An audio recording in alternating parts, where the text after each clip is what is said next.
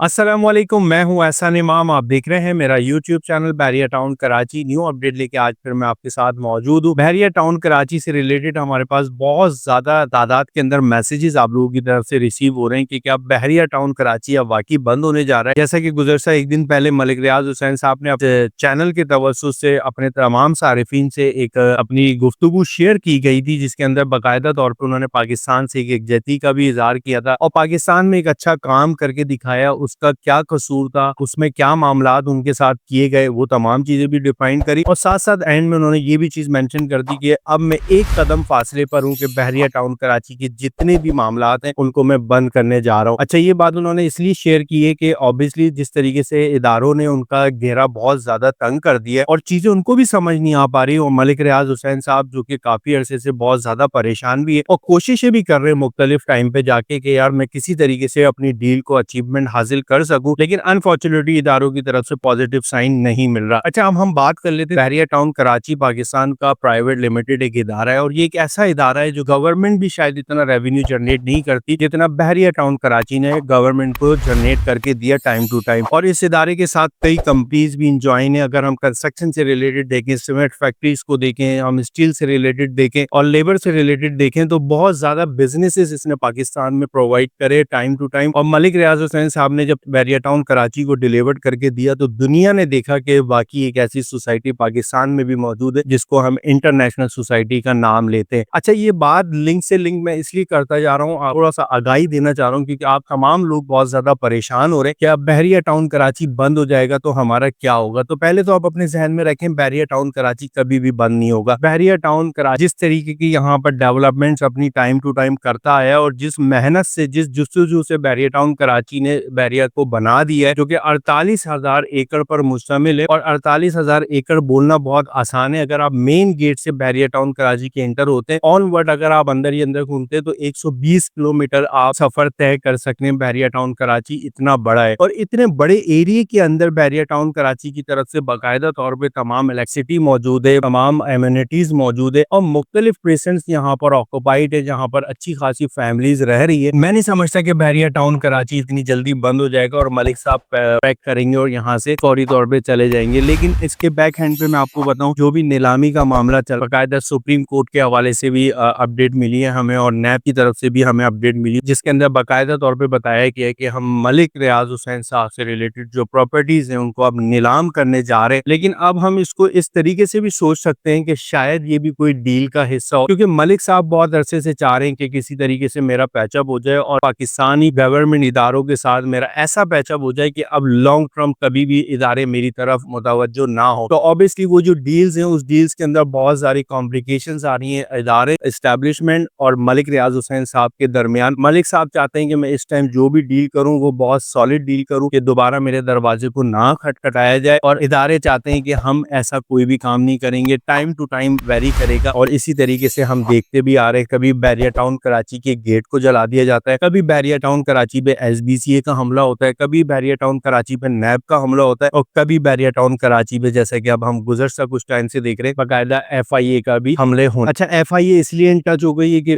Dubai, जो कि इनका मलिक साहब का अपना जाती प्रोजेक्ट है और इन तमाम चीजों को बहुत क्लोजली फॉलो किया जा रहा है कि ऐसा तो मुमकिन नहीं है कि पाकिस्तान की रियल एस्टेट मार्केट से पैसा निकल के दुबई की तरफ जा रहा हो। तो ऑब्वियसली इस चीज को भी फॉलो में किया गया है और कुछ अमाउंट मलिक साहब जो कि शुरू से गलतियां करते आए और आज भी इन्होंने ये गलती करी, ऑब्वियसली कुछ अमाउंट यहाँ से इन्होंने दुबई की तरफ शिफ्ट करा, जिसकी वजह से कॉम्प्लिकेशन मजीद बन गई। बहरहाल आपको घबराने की बिल्कुल भी जरूरत नहीं है। मलिक रियाज हुसैन साहब ने जैसी डेवलपमेंट करी है, इस डेवलपमेंट को ऑन ग्राउंड देख के मुझे यही महसूस होता है मलिक साहब इतनी जल्दी इसको छोड़ने वाले नहीं है, क्योंकि ये प्राइवेट लिमिटेड एक ऐसा इदारा है जो कि पाकिस्तान की एक बैकबोन है और पाकिस्तान को इसने अच्छा रेवेन्यू जनरेट करके दी है, अगर हम माजी में देखें, और इसके अलावा फ्यूचर भी हम ऐसे ही देखते हैं। लेकिन हालात कुछ इस किस्म के हो गए जिसके अंदर मलिक साहब के साथ बाकायदा तौर पर सियासी मामलात भी किए जा रहे हैं और सियासी मामलात के साथ जो उनके अपने बिजनेसेस हैं उनको भी हिट किया जा रहा है। मैं फिर आपसे यही अर्ज करूंगा, घबराने की जरूरत नहीं है, क्योंकि बहुत सारे हमारे पास मैसेजेस ऐसे आना शुरू हो गए कि बहरिया का हेड ऑफिस ओपन है, बहरिया अपना काम कर रहा है या नहीं कर रहा। तो बहरिया ने बड़े इससे बुरे हालात में भी काम करता रहा, हेड ऑफिस भी खुला रहा, मामलात चलते रहे, तो आज भी ये मामलात चल रहे हैं। फिर इंशाल्लाह हाजिर होऊंगा किसी एक नए मैसेज के साथ। इजाजत चाहता हूँ। अस्सलाम वालेकुम।